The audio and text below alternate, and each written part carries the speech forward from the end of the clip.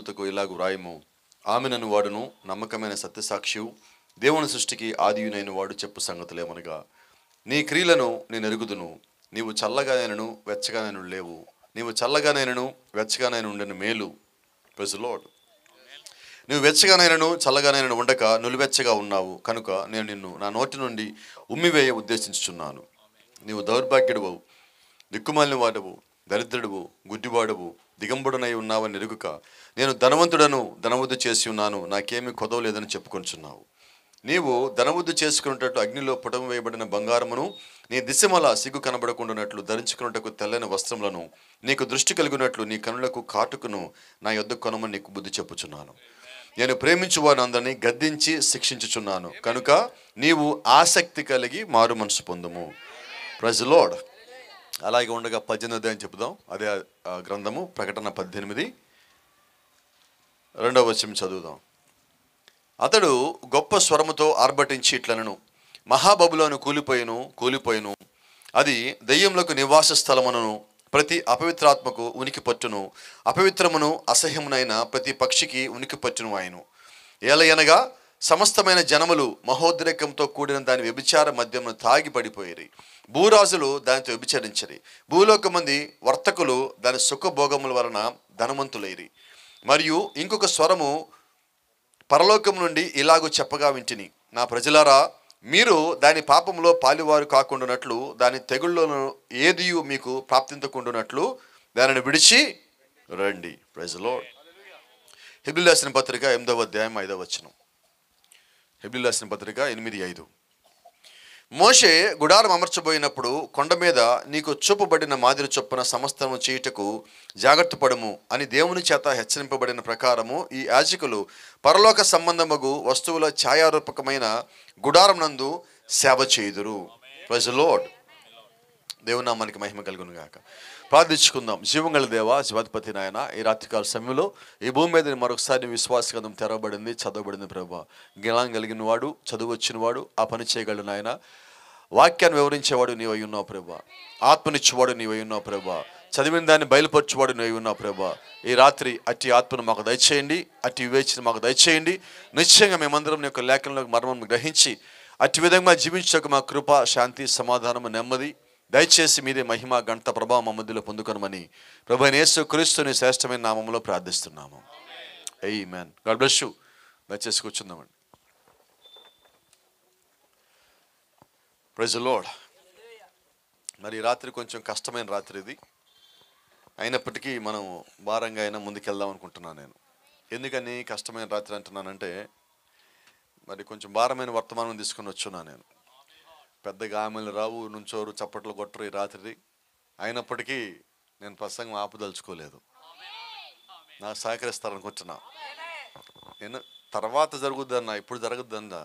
మీరు ఇప్పుడే ఆపేశారు ఆమెల్లో. ఎందుకు మనము సంఘం అవ్వాలి? Why we should build a church on this earth. ఎందుకని మనం ఇప్పుడు భూమి మీద ఈ సంఘాన్ని ఎలా కట్టాలి, ఎటువంటి సంఘాన్ని కట్టాలి, ఎటువంటి దాన్ని కట్టడానికి దేవుడు ఈరోజు ప్రయాస కలిగి ఉన్నాడు. దేవుడు వాస్తవంగా ప్రయాసపడడు దేనికి, కానీ ఈరోజు దేవుడు కూడా ప్రయాసతో సంఘాన్ని కడుతున్నాడు.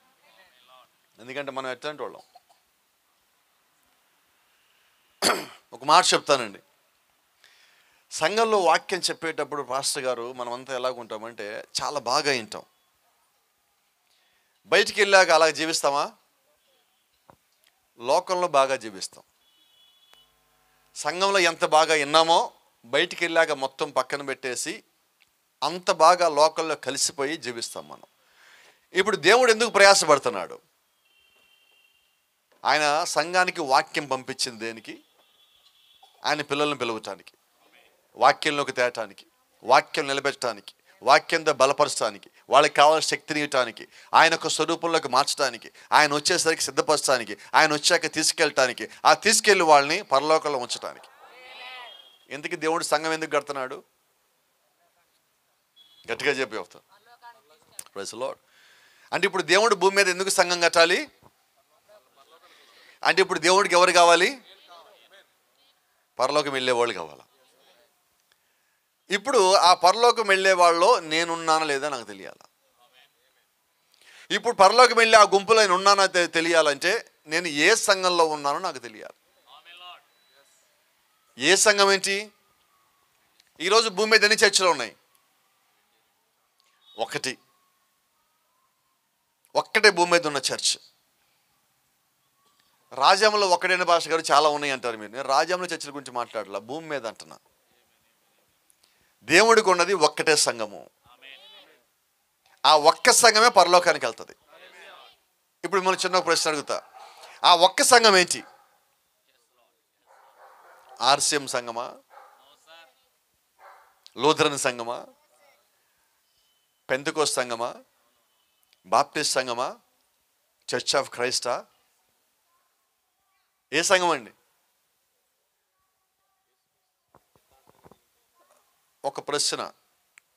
ఈరోజు మనం పరలోకం వెళితే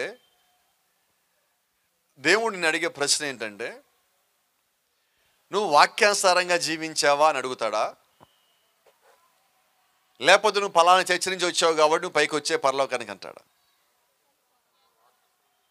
అంటే ఇప్పుడు నువ్వు ఏ చర్చికి వెళ్ళాలి? ఏం గట్టిగా రావట్లేదు. రైట్. మనందరికి ఒక అలవాటు ఉన్నది. ఎవరు ఏ చర్చికి పోతున్నామో మనం ఏమంటామంటే మా చర్చే కరెక్ట్. ఎవరి చర్చి కరెక్టు? రెండోది మా పాస్టర్ గారే కరెక్ట్. నేను అంటున్నా, కోపడం మాకండి అనుకున్న వాళ్ళు ఎవరు కూడా దయచేసి నా మీద. భూమి మీద ఏ పాస్టర్ గారు కరెక్ట్ కాదు. భూమి మీద ఏ చర్చి కరెక్ట్ కాదు. భూమి మీద ఏదన్నా కరెక్ట్గా ఉన్నది ఇప్పుడు మన మధ్యలో ఉన్నదంటే అది ఇక్కడ రాయబడిన బైబిల్ మాత్రమే. భూమి మీద ఒక్కడే ఒకడు పరిపూర్ణుడు, ఆయన ప్రభువైన యేసుక్రీస్తు. ఆయనే వాక్యమై ఉన్నాడు. కాబట్టి ఈరోజు నిజమైన సంఘం ఏదన్నా ఉన్నదంటే అది ఒక్కటే, ఇక్కడ రాసిన వాక్యాన్ని ఉన్నది ఉన్నట్టుగా చెప్పే సంఘము. పాస్టర్ గారులు పర్ఫెక్ట్ కాదు, వాక్యం పర్ఫెక్ట్. బైబిల్ చెప్తా ఉన్నది, ఆయన గొప్ప వారిని పిలవలేదు, ఆయన నీతిమంతులను పిలవలేదు, పిలిచిన వారిని నీతిమంతులుగా చేసుకున్నాడు. నీతిమంతుల్ని ఆయన మహిమపరుచుకున్నాడు. కాబట్టి వచ్చిన వాళ్ళంతా ఖాళీగానే వచ్చారు, చెడిపోయి పాడైపోయి వచ్చారు. వచ్చిన వారు మొత్తం గొంగళి పురుగులే. దాంట్లోంచి దేవుడు కొద్ది మందిని సీతాకోచిలకలుగా మార్చాడు. అన్ని గొంగళి పురుగులు సీతాకోచిలకలు అవ్వవు. అవుతాయా? గట్టిగా చెప్పండి అమ్మ కొద్దిగా. చర్చికి వెళ్ళే వాళ్ళందరూ పరలోకం పోతారా? ఎట్లా చెప్పారు అంత ధైర్యంగా మీరు?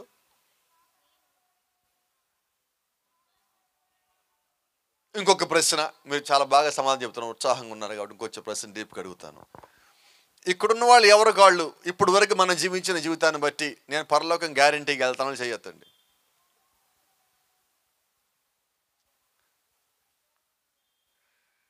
ఇలా మాట్లాడుకుందాం. కోపం తెప్పించకపోతే తెప్పించేది అందులో వచ్చింది. ఇప్పుడు నోవాహు కాలంలో జలప్రళయం వచ్చినట్టుగా ఇప్పుడే కానీ వస్తే ఖచ్చితంగా నేను కాపాడబడతానన్న ధైర్యం ఎంతమందికి ఉంది?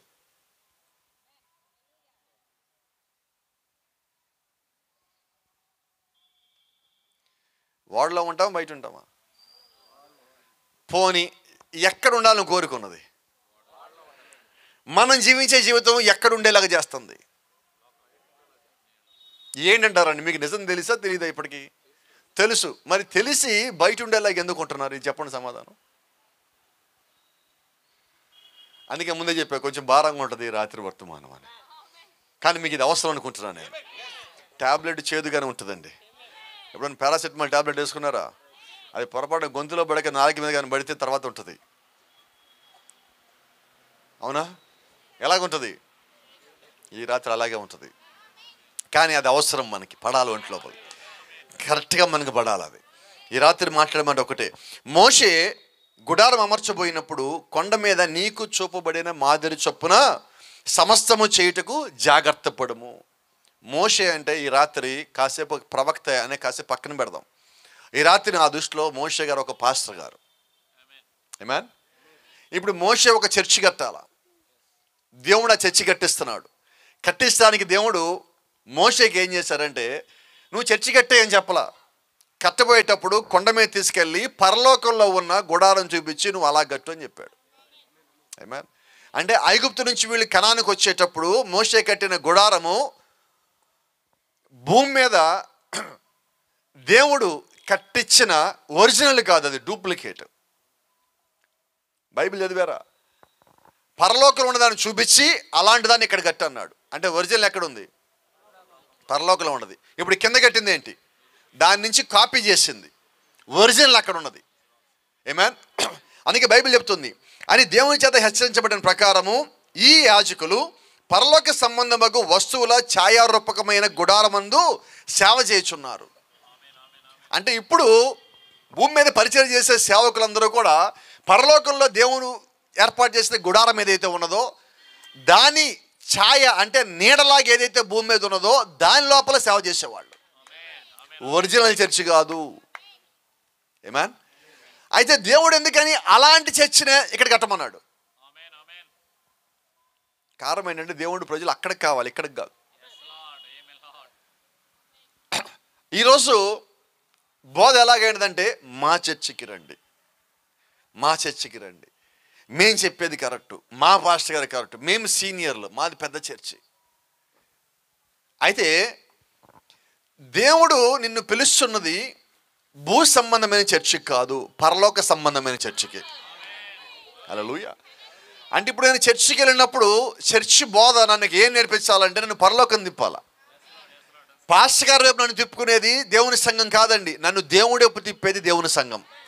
వాక్యం వైపు తిప్పేది దేవుని యొక్క ఆత్మ, పరిశుద్ధాత్మ. ఎప్పుడు కూడా నా వెనకరా అని మనల్ని అనలేదండి. దేవుడి వైపు నువ్వు తిరుగు, వాక్యం వైపు తిరుగు. ఒక నిజమైన సేవకుడు మనం ఏం చేయాలంటే ఈరోజు పరిపూర్ణమైన దేవుని యొక్క వాక్యం వైపు తిప్పాలా. హల్లెలూయా. అది నిజమైన దేవుని యొక్క సంఘమై ఉన్నది. Amen. Need to build the church according to the word of God. ఈరోజు ఒక సంఘము కట్టడం అంటే ఆ సంఘము ఎలా కట్టబడాలంటే వాక్యానుసారమైన సంఘము కట్ట. వాక్యం ఏం చెప్పిందో నేను అదే చెప్పి మిమ్మల్ని కట్టాలా. అవునా? ఈరోజు మనం గమనిస్తే సంఘము, నేను నీకు హెల్ప్ చేస్తా, నా చర్చికి రా, నేను ఎటు తిప్పాను ఇప్పుడు వినపడలేదు, నేను ఎటు తిప్పాలి? ఒక సేవకుడిగా నా పని నేను దేవుని వైపు తిప్పాలి. నీకు ఇబ్బంది ఉన్నది, బాధ ఉన్నది, శోధన ఉన్నది, ఇప్పుడు నేనేం చేయాలంటే ప్రార్థన చేద్దాం. నేను నీతో పాటు ప్రార్థన చేస్తా, దేవుడు నీకు సహాయం చేస్తాడు, దేవుడి నుంచి సహాయము అందుతుంది. నీ విశ్వాసాన్ని నేను పెంచాలా. నేను ఇక్కడికి వచ్చింది మీ విశ్వాసాన్ని పెంచడానికి, మిమ్మల్ని కొట్టడానికి, సరిచేయటానికి, దేవుడి వైపు తిప్పడానికి. ఆయన వచ్చినప్పుడు నేను రెడీగా ఉన్నాను ప్రభువా, నేను రాటా సిద్ధంగానే ఉన్నాను, నన్ను తీసుకెళ్ళి ప్రభువా అని చెప్పేదానికి నువ్వు అన్ని కాలాల్లో అన్ని వేళల్లో రెడీగా ఉండాలి. హల్లెలూయా. Praise the Lord.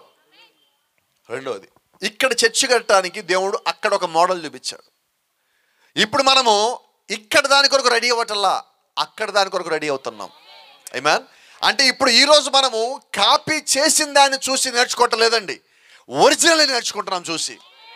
అంటే ఈరోజు ఒరిజినల్ ఏంటంటే నా దృష్టిలో ఒక్కటే, దేవుని యొక్క వాక్యం. ఎలాగంటారా? గుడారం పైన ఉన్నది, దాన్ని దేవుడు మోషేగా చూపించి కింద లాంటిదే కట్టమన్నాడు. అయితే అదే గుడారం కిందకు వచ్చినది. మోషే ఆ గుడారం చూసి కింద కట్టాడు. ఈ గుడారం ఇలాగే ఉన్నది. అసలైన గుడారము పైది కింద దిగి వచ్చింది.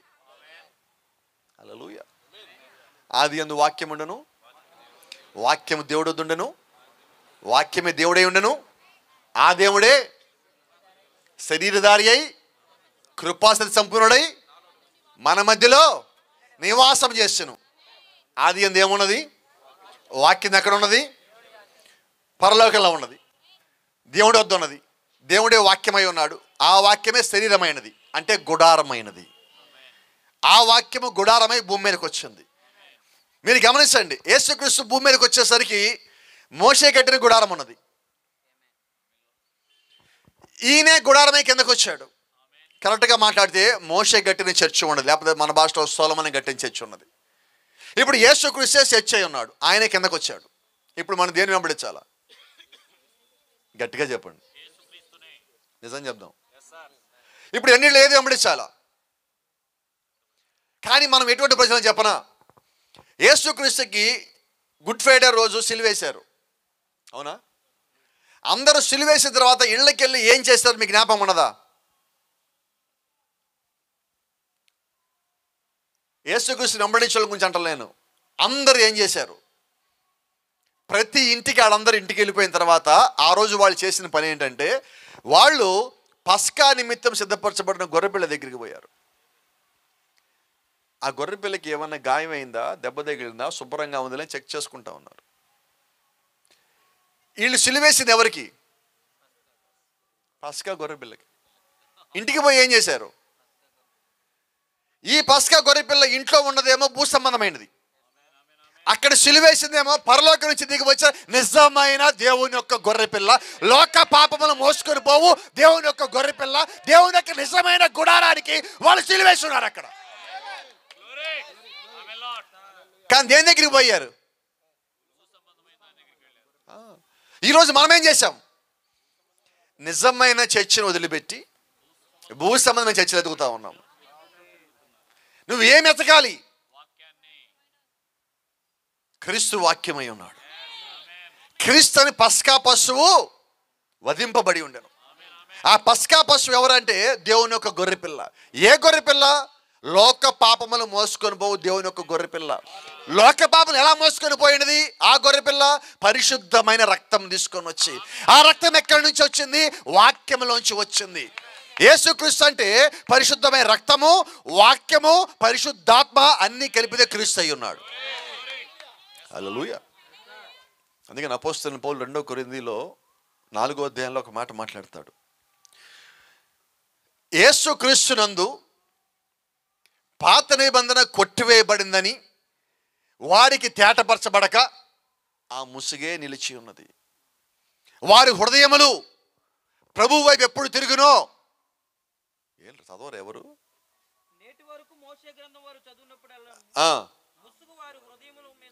ముసుగు వారి హృదయాల మీద ఉన్నది కానీ వారి హృదయము ప్రభువు వైపునకు ఎప్పుడు తిరుగునో అప్పుడు ముసుగు తీసివేయబడును.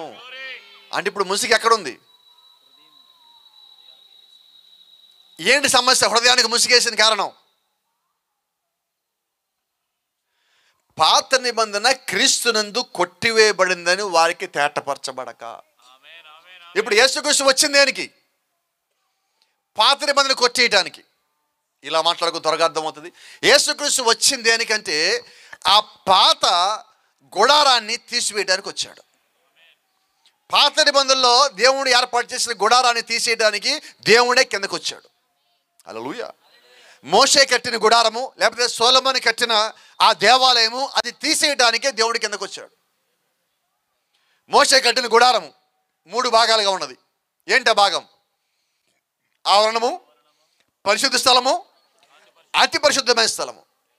ఆవరణములోనేమో ప్రజలు ఉన్నారు, పరిశుద్ధమైన స్థలములో యాజకులు ఉన్నారు, అతి పరిశుద్ధమైన స్థలములో వాక్యం ఉన్నది. ఆమేన్. ఇప్పుడు ఈ అతి పరిశుద్ధమైన స్థలంలో ఉన్న వాక్యాన్ని దేవుడు పరిశుద్ధమైన స్థలం తీసేశాడు, ఆవరణం తీసేశాడు. ఇప్పుడు మనలందరూ దేవుడు ఇక్కడికి రమ్మన్నాడు. హల్లెలూయా. అంటే ఇప్పుడు దేవుడు ఆయన అతి పరిశుద్ధమైన స్థలంలో నుంచి ప్రతి ఒక్కరితో మాట్లాడుతున్నాడు. మనం ఒకవేళ ఇప్పుడు పాత నిబంధన కాలంలో ఉన్నట్లయితే మనం ఇక్కడ ఉండాలి, ఇక్కడికి రాలేము. ఇది ఆవరణము, మధ్యలో యాజకులు, ఇక్కడ వాక్యము. ఇప్పుడు దేవుడు ఏం చేశాడు? ఒక మాట మనం త్వరగా మన దగ్గరికి వెళ్ళిపోవాలి, సబ్జెక్ట్ దగ్గరికి. ఇప్పుడు 10 ఆజ్ఞల రాతి పలకలు ఎక్కడ ఉన్నాయి? ఇప్పుడు ఎక్కడ ఉన్నాయి? ఈరోజు తారీఖు ఎంత? ఫిబ్రవరి 6, 2024. ఇప్పుడు ఆ 10 ఆజ్ఞల రాతి పలకలు ఎక్కడ ఉన్నాయి?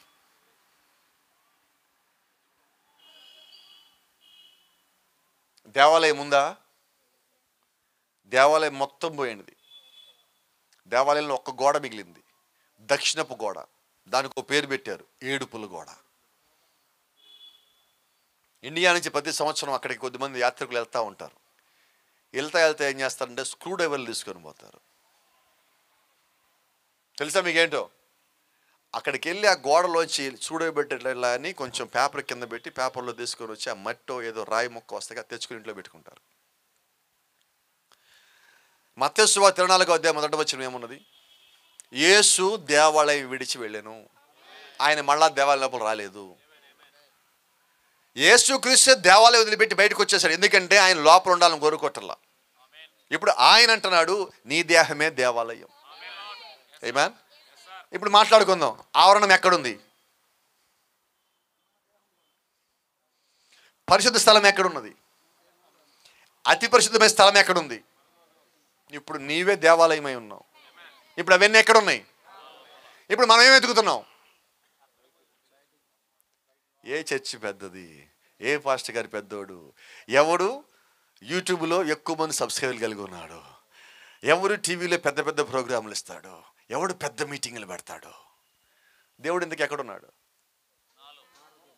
ఎతికామో మనం? ఎతకట్లా బిజీ అయిపోయినాము. నేను ఒక మాట చెప్తాను. హైదరాబాద్లో సినిమా ఇండస్ట్రీలో మేము ఉన్నప్పుడు మా రూమ్లో అజయ్ అని ఒక సహోదరుడు ఉండేవాడు. ఇప్పుడు పెద్ద డ్యాన్స్ మాస్టర్ హైదరాబాద్లో. అక్కడ మేము ఉదయం లేచేటప్పటికి అతను బయటికి వెళ్తా ఎవరో ఒకళ్ళ జేబుల్లోంచి ఒక 50 రూపాయలు తీసుకెళ్ళిపోతాడు. ప్రతిరోజు తీసుకెళ్ళిపోతాడు అంతే. ఒకరోజు అందరికీ నా దగ్గరికి వచ్చారు. ఏం చేద్దాం సార్? అప్పుడు సార్ అని పిలిచాడు అందరూ. సార్ ఏం చేద్దాం, ప్రతిరోజు తీసుకెళ్ళిపోతున్నాడు, చెడ్డోడు అంటే కాదు, కానీ ఏం అలవాట్లు వచ్చేస్తుందని తెలియటం లేదు, ఏదో ఒకటి చెయ్యండి అన్నాడు. సరే అన్న. మర్నాడు మేము అందరం లేచాం, కానీ అతను ఎక్కడికి పోలే, ఇంట్లోనే ఉన్నాడు. 2 రోజులైంది, ఎక్కడికి పోలే, ఇంట్లోనే ఉన్నాడు. 3వ రోజు ఓపిక బట్టి మా దగ్గరికి వచ్చి అడిగాడు, ఏం చేశారు, నాకు డబ్బులు ఎక్కడ దొరకట్లేదు అన్నాడు. అతను లేవగానే ఈయన పాకెట్ ఎదిగాడు, ఈయన పాకెట్ అన్ని పాకెట్లు ఎదిగాడు. నేనేం చేశానంటే ఆ అజయ్ చొక్కా జేబులో పెట్టారు రాత్రిపూట డబ్బులన్నీ. అందరు ఎత్తికాడు, కానీ ఆయన చొక్కా ఎత్తుకోడుగా, నీకు తెలిసి గ్యారంటీగా ఉండవని. ఈరోజు మనం ఏం చేస్తున్నాం? ఆ చర్చిలో దేవుడు లేడండి, ఈ చర్చిలో ప్రార్థన లేదండి, ఇక్కడ విశ్వాసం లేదండి, వీళ్ళు సరికాదండి.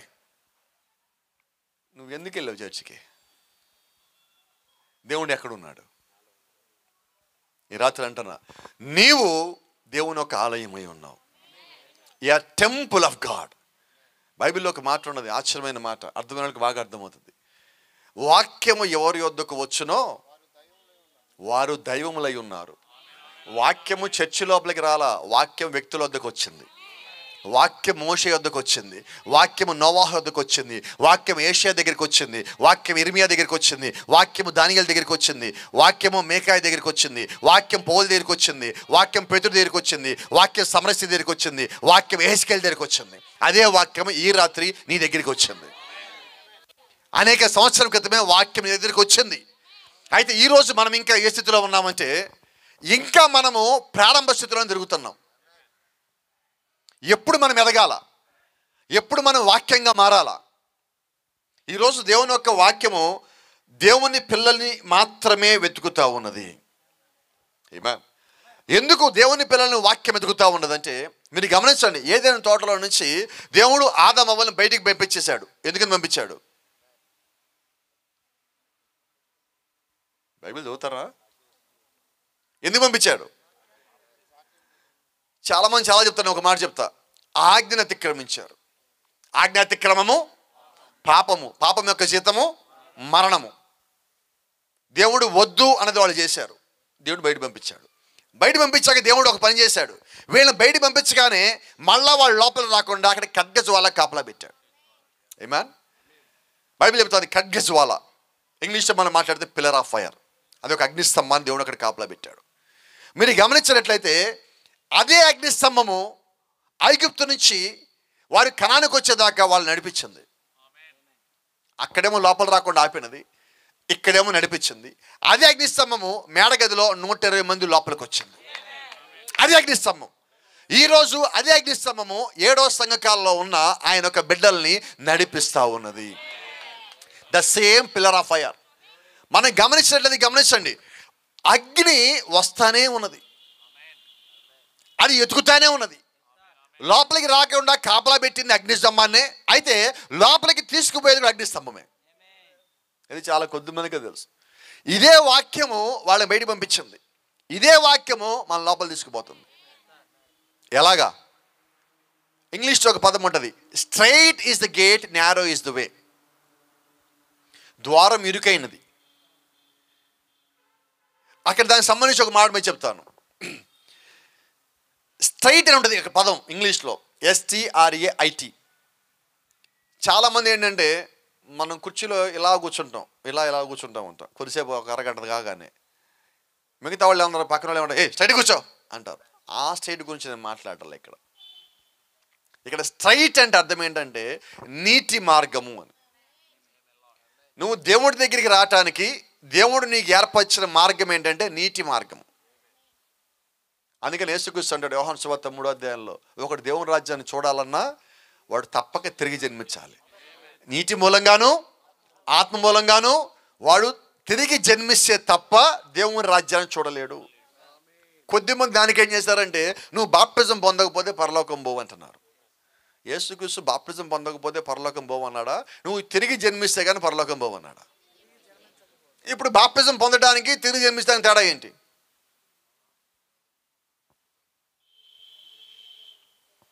ఏమో చెప్పలే, నాకు ఎవరు వినమట్లేదు. ఇలా మాట్లాడుకుందాం. ఈయన ఒక విశ్వాసి, ఈయన తీసుకొచ్చాం, నీళ్ళలో ముంచాం, పైకి లేపాం. ఇతను ముంచడానికన్నా ముందు ఎలాగున్నాడో ఇప్పుడు అలాగే ఉన్నాడు. ఇతనిలో పాపం బోలా, తప్పు బోలా, అబద్ధం బోలా, మోసం బోలా, దొంగతనం బోలా, వ్యభిచారం బోలా, ఏమీ బోలా. బాప్టిజం పొందాడు, వచ్చాడు. ఇప్పుడు ఇతను పరలోకం పోతాడా? మరి నీటి మూలంగా పోతాడని యేసుక్రీస్తు చెప్పాడు కదా.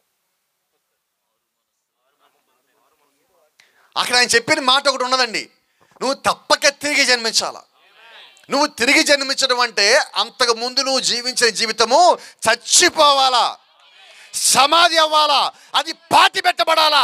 అప్పుడు మారు మనసు పొందాలా. అప్పుడు మారు మనసు పొందాక దేవుని పాపాల్ని క్షమించేవాడిగా ఉంటాడు. ఆ తర్వాత నువ్వు జీవించే జీవితము ఏదైతే ఉన్నదో ఆ జీవితము తిరిగి జన్మించిన జీవితము, అది కొత్త జీవితము. అప్పుడు కొత్త జీవి అయి ఉన్నావు.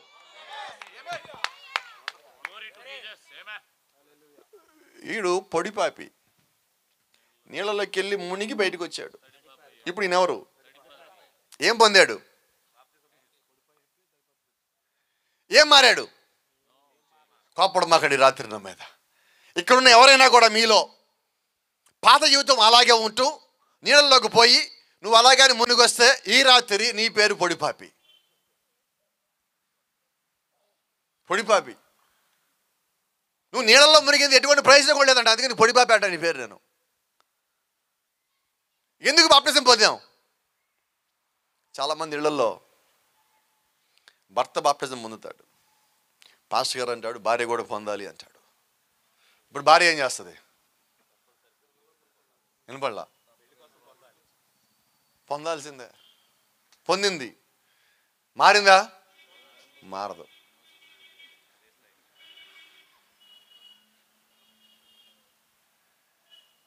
ఇప్పుడు వీళ్ళు పరలోక రాజ్యం ఎవరు వెళ్తారు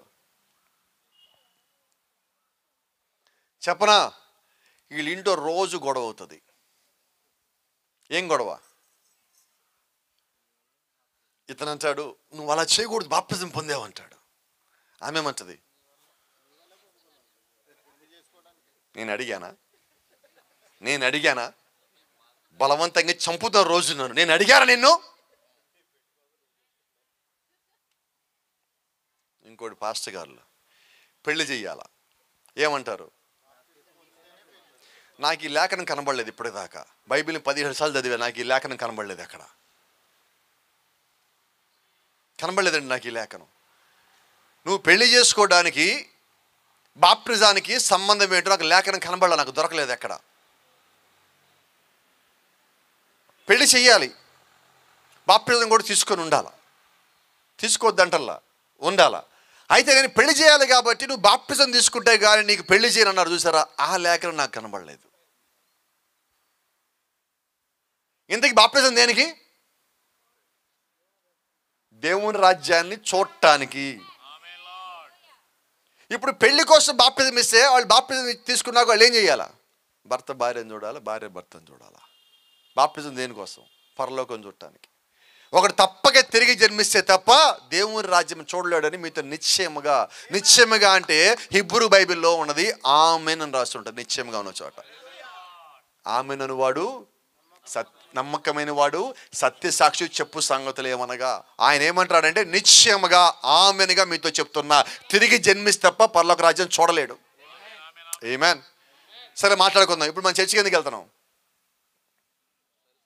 ఒక సిస్టర్ అంటది, నా ఇంట్లో బాధలు ఉన్నాయండి, ఇవన్నీ పోవటానికి చర్చికి వెళ్తున్నాను అంట. ఒక సహోదరుడు అంటాడు, మేము క్రైస్తవులం అండి, అందుకని మేము చర్చికి రావాలి అంటాడు. ఎందుకు నువ్వు చర్చికి ఎందుకు వెళ్తున్నావు? యేసుక్రీస్తు లేకపోతే దేవుడు మోషేకి కొండ మీద తీసుకెళ్ళి గుడారం ఎందుకు చూపించాడు? పైన ఉన్నట్టుగా కింద నువ్వు కట్టని ఎందుకు చెప్పాడు? యేసుక్రీస్తు ఆయనే గుడారమే కిందకి ఎందుకు వచ్చాడు? ఆయనే గొర్రెపిల్లగా వధించబడింది ఎందుకు? రక్తం కాచింది ఎందుకు? సమాధిలో పాతి పెట్టబడి 3 దినములు లేచింది ఎందుకు? కిందకి పోయి అక్కడ పాతాళంలో బంధించబడిన వారి మొత్తాన్ని పైకి తీసుకొచ్చి అందరికీ చూపించేది దేనికి? మరణించిన పరిశుద్ధులు తిరిగి పైకి లేపేది దేనికి? మళ్ళా వస్తానని చెప్పింది దేనికి? పరిశుద్ధాత్మను మనకి ఇచ్చింది దేనికి? ఇవన్నీ ఎందుకు ఇచ్చాడంటే, నీకు ఏదో మేలు కలగటానికి నువ్వు చర్చికి వెళ్ళటం కొరకు కాదు, పరలోకం వెళ్ళటానికి దేవుడు అన్ని ఏర్పాట్లు నీ కొరకు ముందే చేస్తున్నాడు. నువ్వు సంఘానికి వెళ్తే నిజమైన సేవకుడు అవి నీకు బోధించినప్పుడు మన కళ్ళకున్న పొరలు తొలగిపోతాయి. హల్లెలూయా. ఎందుకు పోవాలి సంఘానికి? మన కళ్ళకు పొరలు ఉంటాయి, అవి పోవాలా? మాస్టర్ గారు ఎట్ట కనిపిస్తాం మీకు? ఎట్ట కనిపిస్తాం? మా కళ్ళకు పొరలు ఉన్నాయా అన్నామంటే గ్యారంటీగా ఉన్నాయి. ఏమెంత ధైర్యం నీకు? నాకు ఒకప్పుడు అందుకని ధైర్యం, ఇప్పుడు పోయినాయి కాబట్టి. ఎవరికి భయపడేది లేదు. ఎందుకని భయపడలేదంటే, ఆయనకి భయపడ్డప్పుడు మీకు ఎందుకు భయపడతా? నేను మీకు భయపడతాను, నేను భయపడలేను. నేను ఇద్దరికి యజమానిగా పెట్టుకొని పని చేయలేను. నాకు యజమాని ఒక్కడే, ఆయన ప్రభువైన యేసుక్రీస్తు. నాకు రక్తం కాచాడు, నా పాపాలు తీసేసాడు. నేను మీకెందుకు భయపడాలి? భయపడితే ఆయనకి భయపడాలా? నేను ఆయనకి లోపడాలా? హల్లెలూయా. దేవుని నామానికి మహిమ కలుగును గాక. దేవుని రాజ్యానికి వెళ్ళటానికి దేవుడు అన్ని రకాల ఏర్పాట్లు చేస్తున్నాడు. ఆ ఏర్పాట్లు నీకు అర్థం కావాలంటే మన కళ్ళకున్న పొరలు పోవాలి. ఆమేన్. ఇక్కడ ఉన్న చాలా మంది ఒక మాట అనుకుంటారు, మాకు చాలా వాక్యం తెలుసు, మేము బైబిల్ చదివాము, 4 సంవత్సరాలు బైబిల్ రోజుకొక అధ్యాయం చదివి పూర్తి చేశాము, ఒక్కొక్కసారి 4 అధ్యాయాలు రోజు చదివి 1 సంవత్సరం బైబిల్ మొత్తం పూర్తి చేశాము, చాలా బైబిల్ చదివాము, మాకు చాలా రెఫరెన్స్లు తెలుసు. సమరయ స్త్రీకి బైబిల్ తెలుసా తెలీదా? ఎస్సా నోనా? మరి తెలిసి ఎందుకు వ్యభిచారంలో ఉన్నది? తెలీదా ఆమెకి? మరి ఎందుకు ఉందండి తెలిసి వ్యభిచారంలో? ఈ లోకంలోకి వచ్చాక ఈ రక్తము, ఈ శరీరంలో ఉన్న మాంసము ఏదైతే ఉన్నదో ఈ లోకానికి తగ్గట్టుగా నువ్వు జీవించేలాగా నిన్ను మార్చుకుంటాయి. నిజమేనా? ఇలా మాట్లాడదాం. ఇక్కడ మీలో కొద్దిమంది ఉన్నారు, నాకు అస్సలు ఇంగ్లీష్ రాదు అన్నవాళ్ళు చేయొద్దండి. మీరు ఏమైనా చేయండి పాస్టర్ గారు, నాకు ఇంగ్లీష్ రాదు అన్నవాళ్ళు ధైర్యంగా చేయొద్దండి. గట్టిగా ఎత్తండి అమ్మా, బలంగా ఎత్తండి. డాక్టర్ డబ్బులు ఇస్తామండి, ఎలాగెత్తారు అలాగే ఎత్తండి. హల్లెలూయా. ఈ సహోదరుడు ఉన్నాడు, ఇప్పుడు ఈయన తీసుకెళ్ళి అమెరికాలో వదిలేశాను నేను. ఒక 10 ఏళ్ళు అక్కడ ఉన్నాడు, మిగతా చతుర్థి మీరందరూ కూడా ఇక్కడే ఉన్నారు. 10 ఏళ్ళ తర్వాత ఆయన ఇక్కడికి వచ్చాడు. ఇప్పుడు ఆయన ఏం మాట్లాడతాడు? మీరేం మాట్లాడతారు? ఎట్లాగా? ఏంటో కారణం ఏంటి చెప్పండి. ఆయనకి రాదు, ఎలా మాట్లాడాడు చెప్పండి నాకు.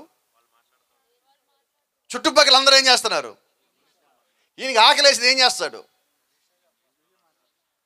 తిప్పలు పడతాడు, ఏడుస్తాడు, తినకుండా ఉంటాడు, పస్తులు ఉంటాడు, తిట్టించుకుంటాడు, కొట్టించుకుంటాడు, మొత్తానికి అయితే హంగ్రీ అంటాడు లాస్ట్కి. అంటాడా? మొత్తానికి ఇండియా వచ్చాడు 10 ఏళ్ళకి, మీరేమో ఆకలి అంటారు, ఆయన ఏమంటాడు? ఏంటి తేడా? 10 ఏళ్ళు ఉంటేనే ఆయనకి అక్కడ భాష వచ్చిందే, అవునా? మరి ఇన్నేళ్ళు ఈ భూమి మీద ఉన్నాం, మనం ఈ భూమి మీద భాష వచ్చిందా రాలేదా? వచ్చిందండి. అదే అబద్ధాలు ఆడటం, మోసం చేయటం, తప్పులు చేయటం, దొంగతనం, వ్యభిచారం, ఒక్కొక్కటికి ఒక్కొక్కటి వచ్చింది. వాడు దేనికి క్లోజ్గా ఉంటాడు అది వచ్చేసింది. ఆయన అమెరికాకి వెళ్ళి అక్కడ క్లోజ్గా ఉన్నాడు, ఇంగ్లీష్ వచ్చింది. దొంగతనం చేసేవాడు పక్కన 10 ఏళ్ళు ఉంటే, మనం ఇలా వెళ్తా ఉంటే బాటిల్ మిస్ అవుతుంది. ఏం జరిగిందంటే 10 ఏళ్ళు ఆడి పక్కన ఉన్నాడు కదా, బుద్ధులు వచ్చినాయి అంట. ఒక డాక్టర్ గారి పక్కన 10 ఏళ్ళు ఉన్నాం అనుకోండి, మనకేమొస్తాయి? ట్యాబ్లెట్లు వస్తాయి. తలనొప్ప, ఇదిగో వేసుకో, దగ్గు వచ్చిందా వేసుకో, జ్వరం వచ్చిందా పారాసిటమాల్ వేసుకో. ఏమొచ్చింది? వచ్చింది. ఒక ఆర్టిస్ట్ పక్కన మీరు 10 ఏళ్ళు ఉన్నారు, మీకేమొస్తుంది? బొమ్మలు వేయటం వస్తుంది. ఒక లాయర్ పక్కన 10 ఏళ్ళు ఉన్నారు, ఏమొస్తుంది? పరిశుద్ధాత్మ పక్కన 10 ఏళ్ళు ఉంటే వినపడలే, నాకు వినపడలేదండి. ఇప్పుడు మనం ఎవరి పక్కన ఉన్నాం? అర్థమైందా? ఎందుకు మనం చర్చికి వెళ్ళాలి? ఇప్పుడు మనం ఎవరి పక్కన ఉన్నామో తెలుసుకొని వాళ్ళని వదిలించుకోవడం కోసం మనం దేవుడి దగ్గరికి పోవాలి. దేవుడు మనకి వాక్యాన్ని ఇచ్చాడు. వాక్యంలోంచి పరిశుద్ధాత్మను పొందుకోవడానికి అన్ని ఏర్పాట్లు చేశాడు. ఆ వాక్యం విని ప్రార్థించి విశ్వసించి నమ్మకంగా ఉండి మొరపెట్టి వాక్యం చెప్పినట్టుగా నువ్వు జీవిస్తావు. దేవుడు నీకు ఇచ్చిన పరిశుద్ధాత్మను పొందుకున్నప్పుడు అప్పుడు నువ్వు తిరిగి జన్మించిన వాడు అవుతావు. హల్లెలూయా. సో ఇప్పుడు మన చర్చికి ఎందుకు వెళ్ళాలి? తిరిగి జన్మించడానికి. తిరిగి జన్మించాలంటే ఏం కావాలా? ముందు ఒక చర్చి కావాలా. ఏ చర్చి కావాలా? వాక్యంలాగా చెప్పే చర్చి కావాలా. ఇలా మాట్లాడుకుందాం. మోషే తప్పుగా చెప్పిన ఒక్క వాక్యం ఏంటో చెప్పండి నాకు. ఉన్నదా? No sir. అపోస్తలుడైన పౌలు తప్పుగా బోధించిన ఒక్క వాక్యం ఏంటో చెప్పండి. ఎందుకని చెప్పలేదు వాళ్ళు? వారు ఎవరి కింద ఉన్నారు? మోషే, ప్రైజ్ ది లార్డ్, మోషే ఈ గుడారం అమర్చడానికన్నా ముందు, లేదంటే దేవుడు పిలిచిన తర్వాత 40 రోజులు కొండ మీదకి పోయాడు. మేఘంలోకి వెళ్ళొచ్చాడు. హల్లెలూయా. ఎన్ని రోజులు? గట్టిగా చెప్పండి. ఎన్ని రోజులు? మోషే ఎన్ని రోజులు ఉపవాసం ఉన్నాడు? గట్టిగా చెప్పండి. ఎవరు ఒకరు నెంబర్ తెలుసు కదా. బైబిల్ అంటా ఉంది 40 రాత్రులు 40 పగళ్ళు మోషే ఏం తిన్నాడు, ఏం తాగాడు? ఇలా మాట్లాడదాం. మోషే మార్నింగ్ కాఫీ తాగి ఉపవాసం ఉండేవాడు. నో. నైటు చీకటి పడ్డాక మోషే భోజనం చేసేవాడు కదా. ఎన్ని రోజులు ఉన్నాడు? మరి ఈరోజు మనం కూడా చేస్తున్నాం. మరి స్టార్ట్ చేస్తే లేదు తెలియదు నాకు. 40 రోజులు ఉపవాసాలు చేస్తున్నాం. ఒక చిన్న ప్రశ్న, ఎందుకు చేస్తున్నావు? నేను చెయ్యిద్దంటల్లా, ఎందుకు చేస్తున్నావో చెప్పు నాకు. తెలియదండి. మా పాస్టర్ గారు చెప్పారు చేస్తున్నాం, మా సంఘం చేస్తారు చేస్తున్నాం. నిన్ను చెయ్యిద్దల్లా, మీ పాస్టర్ గారు తప్పల్లా, సంఘం తప్పల్లా, ఎందుకు చేస్తున్నావు? ఉపవాసానికి వ్యతిరేకం కాదు నేను. నా ఉపవాసాలు వేరులేండి. నా ఉపవాసాలు ఆదివారాలు ఉంటాయి. సాధ్యం కాదు అయ్యి. ఉపవాసం ఎప్పుడు ఉంటాం మనం? ఇంట్లో నాన్ వెజ్ రాత్రిపూట ఉండదు, పగలే ఉంటుంది. నువ్వు ఆ రోజు ఉపవాసం ఉంటావా? ఉండను నేను. ఉపవాసం ఉండే రోజు అవన్నీ వండుకో. అవన్నీ వండుకుంటే సాయంత్రానికి ఉండేలాగా పెట్టుకుని అప్పుడు ఉపవాసం ఉంటావు. నీది ఉపవాసమే కాదంట నేను. అందుకని నా ఉపవాసాలు వేరంటున్నా. అన్నీ ఉన్నప్పుడు నువ్వు చేసేదే కదా ఉపవాసం. చంపుకోవడం అంటే అదే కదా అంట నేను. ఇప్పుడు ఈరోజు భూమి మీద అన్ని మన చుట్టూ అన్ని ద్వారాలు తెచ్చిపెట్టి రెడీగా ఉన్నాయి. వాటిల్లోకి పోకుండా ఉండటమే నువ్వు దేవుణ్ణి వెంబడించటం. అవి నీ ముందే ఉండాలి, లోపట్టడానికి ఇల్లు లేకుండా ఉండాలా. ఒకసారి ఒక సేవకుడు ఒక మాట చెప్పాడు. ఒక వ్యక్తి మందు తాగటం మానేశాడు. నిజంగా ఆ వ్యక్తి మందు తాగటం మానేశాడో లేదో తెలియాలి అంటే ఆయన ఏమన్నాడంటే, ఒక విస్కీ డబ్బాకి మూత తీసి, ఈ మూతని తీసిన తర్వాత ఆ వ్యక్తి ముక్కు దగ్గర తీసుకొచ్చి ఇలా 2 సార్లు అనమన్నాడు. మీకు తెలిసి ఇక్కడ జ్ఞానులు ఉన్నారు ఆ విషయంలో. ఒక మందు తాగే వ్యక్తికి బాటిల్ మూత తీసి ముక్కు దగ్గర తీసుకొచ్చి 2 సార్లు అతను గట్టిగా పీల్చేదాకా గాలి అవకాశం ఇస్తే అతను ఏమంటాడు? అబ్బా ఎంతకాలం అయింది అదేని చూసి అన్నాడా? ఆడు మానేయలేదు, ఆడు మాండు. ఈరోజు నువ్వు చాలా నీ జీవితంలో మానేసావు. నిజమేనా? నేను నమ్ముతాను, నమ్మకపోయాను, మీ మీద నాకు నమ్మకం ఉండదు. కానీ మనం ఎట్లాగ మానేసామంటే అవి మళ్ళా దగ్గర రాగానే అనవసరంగా వదిలేస్తారు దీన్ని. చాలామంది స్త్రీలు బంగారం తీసేస్తారు. మేము దేవునికి సమర్పించేసుకున్నాం అంటారు. మంచిది, సంతోషం, నేను మిమ్మల్ని మెచ్చుకుంటాను, అలా చేయాలి. చేశారు, సంతోషం. అయితే ఎవరన్నా బంగారు నగలు పెట్టుకున్నారా? వాళ్ళ దగ్గర పోతారు. ఎంత కొన్నా? కళ్యాణియా? ఎక్కడ కొన్నా? ఇది బాగు ఎంత? ఇప్పుడు గ్రామం ఎంత ఉన్నది? మేము పెట్టుకునే వాళ్ళే. మేము మానేసాం కానీ, లేకపోతే నీకన్నా నేను పెట్టుకునేదా? ఏమ్మా మానేసావా నువ్వు? వదిలేసావా నువ్వు? వినపడలా నాకు. ఈ తాగుబోతు మానేలా నువ్వు మానేయలేదు. కోపడ్డరుగా నా మీద, కోపడ్డా ఏం చేస్తారులే వింటారు. నా మాటలు మీకు అర్థమవుతున్నాయా? అంటే నా ఉద్దేశం ఏంటంటే, నువ్వు పైన తీయటము అన్నది మెయిన్ కాదు, లోపల తీయటం మెయిన్. ఇది నువ్వు తాగటం మానేశాను అని బలవంతంగా నువ్వు ఉండటం వేరు, ఇష్టంగా వదిలిపెట్టడం వేరు. ఈ రెండింటికి తేడా ఉంటుంది. అలాగే బాప్తిజం పోయి నీడల్లోకి పొందటం వేరు, వాక్యానుసారంగా జీవించడం కొరకు నీవు ఈ లోకాన్ని వదిలేసి మారు మనసు పొంది నేను దేవుడి కొరకు జీవిస్తాను, దేవుడి రాజ్యం చేరే వరకు నేను ఇలాగే వాక్యానుసారం నిలబడతాను అని నువ్వు తీర్మానం చేసుకో, చూసావా? అది దేవుడికి కావాలి. హల్లెలూయా. కాబట్టి ఈ రెండింటిలో మనకి ఏ జీవితం కావాలి? వాక్యానుసారంగా జీవించే జీవితమే దేవుడు మనకిచ్చున్నాడు. అలాగే జీవించమని దేవుడు మనల్ని కోరుకుంటున్నాడు. కాబట్టి ఈరోజు ఎటువంటి సంఘము దేవుడికి కావాలంటే, వాక్యంతో నిర్మాణమయ్యే సంఘము దేవుడికి కావాలి. ఆమేన్. అయితే ఈరోజు మనందరికీ మన దృష్టిలో చర్చ్ అంటే ఏంటి?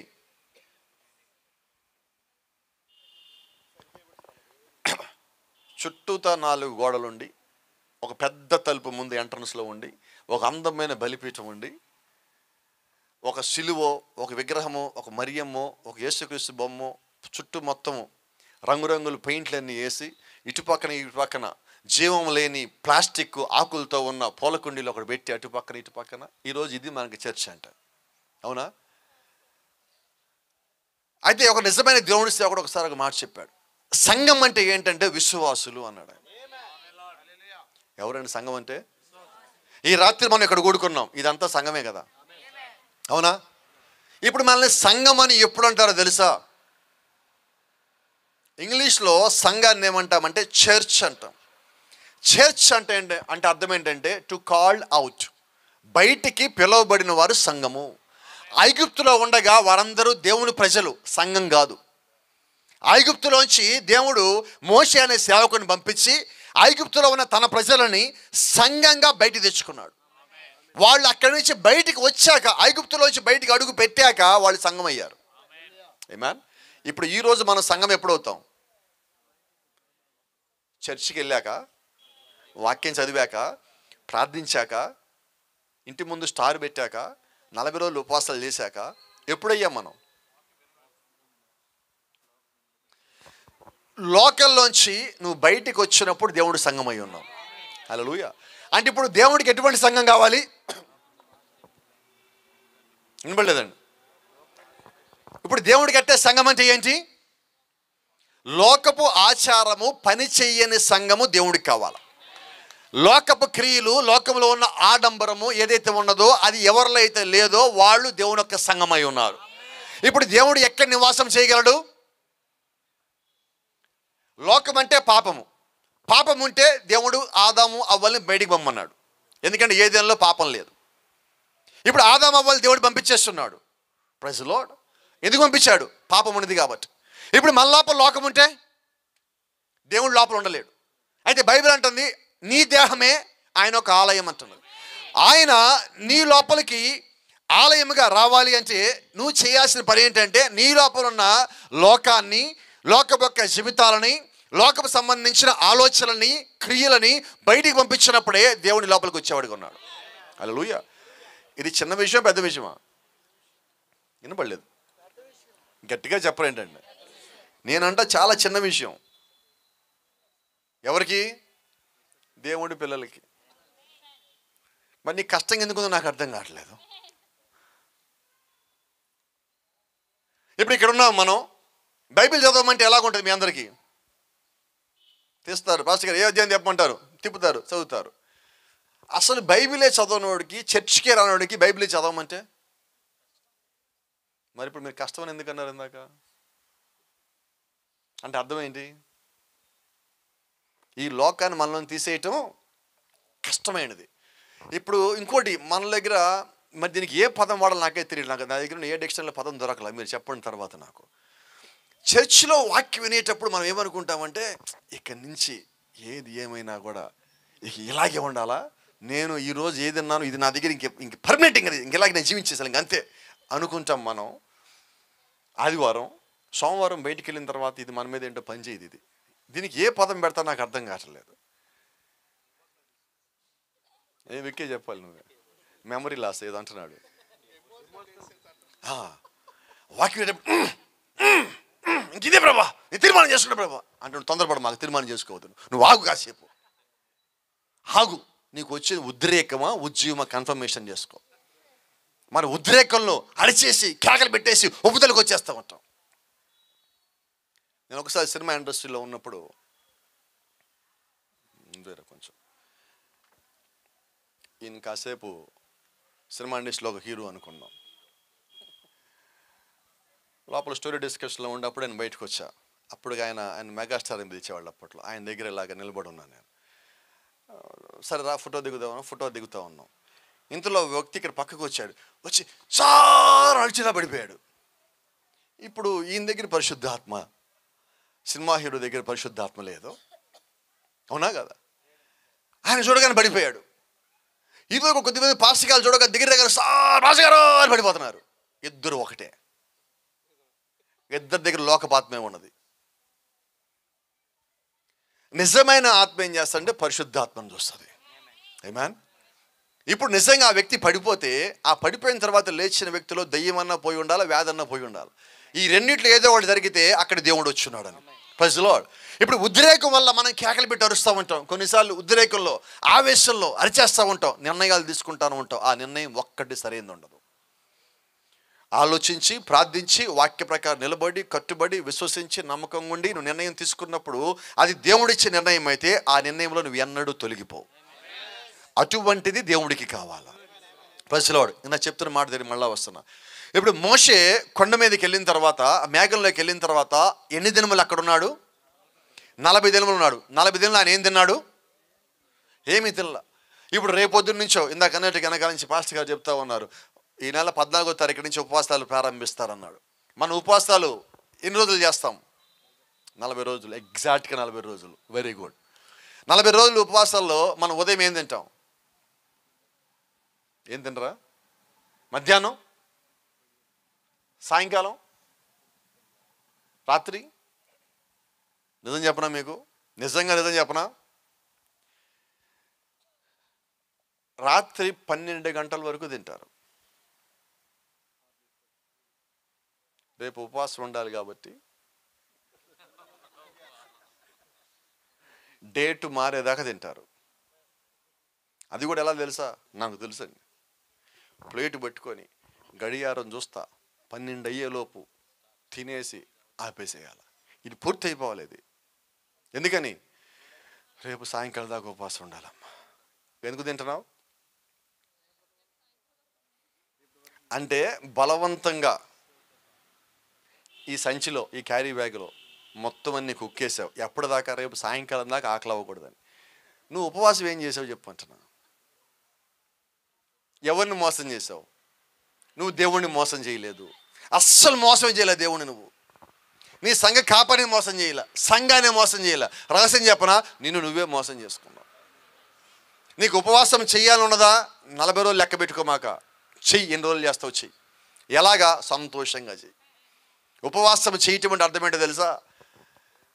నీ యొక్క ధ్యాస ఆహారం మీద కూడా పోకుండా దేవుడి దగ్గరగా ఉండటం అని. కానీ మనం ఎన్ని గంటలకి ఉపవాసం దిగేది? 4 ఎక్కడ ఉన్నారు? మీకు 12 గంటలకి అయిపోతుంది కొన్ని ఉపవాసాలు చర్చిలో. నాకు తెలుసు, నన్ను అడగండి చెప్తా. కొన్నిటికి 1 గంటకి అయిపోతాయి, 2 గంటలకు అయిపోతాయి, 3 గంటలకు అయిపోతాయి. 5 గంటలకు చర్చిలు లేవు. ఇప్పుడు ఉపవాసాలు అయ్యే చర్చిలు ఎక్కడన్నా ఉంటే భూమి మీద ఎక్కడన్నా ఒకటి ఉంటుంది. అటు ఉగాండాలోనో లేకపోతే ఇటువైపు ఇంకో చోట ఎక్కడ ఉంటుందేమో. మనకైతే ఉండవండి, కష్టం. ఎందుకు ఈ మాట నన్ను కోపం తెప్పిస్తానని కాదు. నిజమైన ఉపవాసం చేస్తే ఆ ఉపవాసంలో దేవుడు ఉంటాడు. అవునా? ఇప్పుడు బలవంతంగా ఉపవాసం చేస్తున్నావు, దేవుడి దగ్గర ఎలా ఉండగలడు? ఇంకొక ఉపవాసం ఉన్నది. ఇది చాలా విచిత్రమైన ఉపవాసం. ఇది అందరిని మోసం చేస్తా. వీళ్ళు మోసం చేస్తే వీళ్ళకి కూడా తెలుసు, అయినా మోసం చేయడానికి ఇష్టపడ్డాళ్ళు. వీళ్ళు ప్లేట్లో భోజనం పెట్టుకుంటారు, దీనిపైన ఇంకో ప్లేట్ కప్పుతారు, వాటర్ బాటిల్ పక్కన పెట్టుకుంటారు, ఇక్కడ ఎదురుగా కూర్చుంటారు. ఈ భోజనం ప్లేట్ మీద బైబిల్ పెట్టుకొని చదువుతూ ఉంటారు, ఎదురుగా గడియారం చూసుకుంటూ ఉంటారు. వీళ్ళు ఒకవేళ నిద్రపోతారు అని చెప్పి 3 గంటలకి అలారం పెట్టుకుంటారు, మధ్యాహ్నం 3 గంటలకి. ఎందుకు ఇవన్నీ? ఒకవేళ నిద్రపోతే అలారం లేపుతప్పుడు భోజనం చేయొచ్చని. అంటే ఎన్ని ఏర్పాట్లు చేస్తున్నారు భోజనానికి. ఆశ్చర్యమైన విషయం ఏంటంటే ఉపవాసం ఉండగా ఉపవాసం చేసేటప్పుడు ఏం ప్రార్థన చేయాలి, బైబిల్లో ఏం చదవాలి అన్నది మాత్రం ఆలోచన ఉండదు. ఇది ఎట్లాగండి ఇది? ఇప్పుడు దేవుడికి ఎటువంటి సంఘం కావాలి? వాక్యానుసారంగా నువ్వు జయిస్తేనే అన్నిటినీ ఆ సంఘం దేవుడికి కావాలి. అవునా? మనం ఆకలి జయించలేకపోతున్నాం, నిద్రను జయించలేకపోతున్నాం. ఆరిలో వాళ్ళు జయించాలి కొద్ది వరకు, చాలా వరకు ఆరిలో వాళ్ళు అది అది ఆ కేటగిరీకి వచ్చేసారు. వీళ్ళు వచ్చేస్తారు అనుకుంటున్నాను నేను. వాళ్ళు ఒక రాయి నేను దిగ్గానే ఇక్కడ వైజాగ్లో దిగ్గానే ఇలా అనుకుంటారు, ఇక 3 రోజులు ఇద్దరులే వీళ్ళకి అయిపోయింది ఖాళీ, కానీ ఒక ఫిక్సింగ్ వచ్చేసింది అది. అవునా? సంతోషం. ఎందుకంటే యేసుక్రీస్తు ఒకసారి మెలకుగా ఉండండి, ప్రార్థన చేయండి అన్నాడు ఆయన. అంటే మనం మెలకుగా ఉంటామంటే నిద్రపోకుండా ఉండటం కాదు, కానీ అక్కడ ఉద్దేశము లోకల్లో ఉండే అన్నిటినీ గ్రహించండి, దాని ప్రకారంగా ప్రార్థించండి, సిద్ధపడండి. ఈరోజు దేవుడు మన నుంచి ఆశిస్తుంది అదే. రెండో మాట ఇంకో ముఖ్యమని చెప్పి మనం ముగింపు దగ్గరికి వద్దాం. దేవుడు ఐగుప్తులో ఉన్న ప్రజల దగ్గరికి మోషే ఎందుకని పంపించాడంటే, ఐగుప్తులో ఉన్న దేవుడు యొక్క ప్రజలు వీళ్ళు జగత్ పునాది కన్నా ముందుగానే దేవుడు ఒక ఆలోచనలో ఉన్నారు. ఆ ఆలోచనలో ఉన్న వాళ్ళని పిలవటానికే దేవుడు ఐగుప్తు లోపలికి తన యొక్క సేవకుడిని పంపించాడు. ఈయనే ఉన్నది ఇథియోపియాలో, దేవుడి సంఘం ఉన్నదేమో ఐగుప్తులో. ఇక్కడి నుంచి దేవుడు అక్కడికి నడిపించి ఆ సేవకుని పంపించి అక్కడి నుంచి ఆయన యొక్క సంఘాన్ని దేవుడు బయటికి పిలుచుకుంటున్నాడు. అవునా? అయితే మీరు జాగ్రత్తగా గమనించండి, వారందరూ ఐగుప్తులోంచి బయటకు వచ్చారు, కానీ వారిలో నుంచి ఐగుప్తు బయటికి పోలా. అవునా? దేవుని సంఘం అంటే ఏంటి? లోకల్లోంచి బయటికి పిలువబడిన వాడు దేవుడు యొక్క సంఘం. అయితే ఈరోజు మనం ఏం చేస్తామంటే చర్చికి వస్తున్నాం అంటే లోకల్లోంచి బయటికి వచ్చామనుకుంటున్నాం. అయితే చర్చికి వస్తున్నాము, లోకంలోకి పోతున్నాం. ఇప్పుడు నా ఉద్దేశంలో నువ్వు చర్చికి వచ్చావు కానీ లోకంలోంచి వచ్చావు, కానీ లోకము నీలోంచి బయటికి పోలా. ఎప్పుడు లోకం నీలోంచి బయటికి పోయింది అంటాను అంటే, వాక్యానుసారంగా నువ్వు జీవిస్తున్నప్పుడు, నువ్వు అలాగ చేయొద్దని లోకం నీకు అడ్డుపడ్డప్పుడు నువ్వు లోకాన్ని పక్కకి నెట్టి ముందుకు పోతావు, చూసావా? అప్పుడు నువ్వు వాక్యానుసారంగా ఉన్నట్టు. గట్టిగా చెప్దాం ఆమెలు. Praise the Lord. దేవుని నామానికి మహిమ ఘనత ప్రభావం కలుగును గాక. చాలా జాగ్రత్త ఉన్నాం. ఇజ్రాయేలు ఎల్లప్పుడూ సంగమునకు ఒక చారిత్రక ఉదాహరణగా ఉన్నదని మనకు తెలియను. ఎందుకనగా ఇజ్రాయేలు దేవుని ప్రజలు. ఐగుప్తు నుండి వారు బయటకు వచ్చినప్పుడు దేవుని సంఘమైరి. ఐగుప్తులో ఉన్నారు, దేవుడు ప్రజలే పుట్టుకతోనే, అయినా వాళ్ళు దేవుడి సంఘం కాదు. వాళ్ళు దేవుడి సంఘం ఎప్పుడయ్యారంటే, వారి కొరకు పంపించబడిన సేవకుడు మోషే అక్కడికి వెళ్ళినప్పుడు, మోషే మాటకు లోబడి మోషేని దేవుడు పంపించాడు నమ్మి, మోషే వెనకాల వాడు బయటకు వచ్చినప్పుడు, ఐగుప్తుని వాళ్ళు దేవుణ్ణి నమ్మి బయటకు వచ్చినప్పుడు అప్పుడు దేవుడి సంఘం అయ్యారు. హల్లెలూయా. మరి ఇప్పుడు ఈరోజు మన దగ్గర ఉన్నాడు ఈయన జాన్ వెస్లీ గారు. మీకు అందరికీ తెలుసు, అయినా కూడా మీకు మళ్ళీ పరిచయం చేస్తున్నా. ఇప్పుడు ఒకవేళ దేవుడు ఈయన్ని ఒక సేవకుడిగా పిలిచినట్లయితే, ఈయన్ని దేవుడు పిలిచాడు అని నమ్మకం కలిగిన వాళ్ళు ఎవరైతే ఉన్నారో, ఈయన చెప్పింది సత్యము అని ఎవరైతే నమ్మి ఉన్నారో, వాళ్ళు ఈ వెనకాల వచ్చినప్పుడు అది నిజంగా దేవుడు పిలిచిందే కానీ అయితే వాళ్ళని చివరిదాకా నడిపించే బాధ్యత దేవుడిది. అలాగే ఇక్కడున్న ప్రతి సేవకుడిని కూడా దేవుడు పిలిచింది సంఘాలు కట్టమని కాదు, ఆయన యొక్క ప్రజలు నడిపించమని. ఆ ప్రజలు వీళ్ళు నడిపిస్తూ ఉన్నప్పుడు తోడుగా ఉండేది ఆయనే. మీరు గమనించండి, మోషే దగ్గరికి పోతే, మోషే నువ్వు ఐగుప్తు నుంచి ఎంతమందిని తెచ్చావంటే మోషే అంటాడు, నేను ఎవరిని తేలేదు. మరి ఇప్పుడు పాస్టర్ గారు లేవనాలా? మోషేనే తేలా. 40 రోజులు షకీనా మహిమలో ఉండొచ్చిన ఆయన ఏమంటున్నాడు, నేను ఎవరిని తేలేదన్నాడు. మరి ఈరోజు చాలామంది సేవకులు ఏమంటున్నారు, నా సంఘం, మా చర్చి. నా సంఘం లేదు, మా చర్చిలు లేవు. అసలు తూర్పున ఏదేనులో ఒక తోట వేసి దేవుడు అక్కడ ఆదామును కాపలా పెట్టిన. ఆదాము ఎవరు?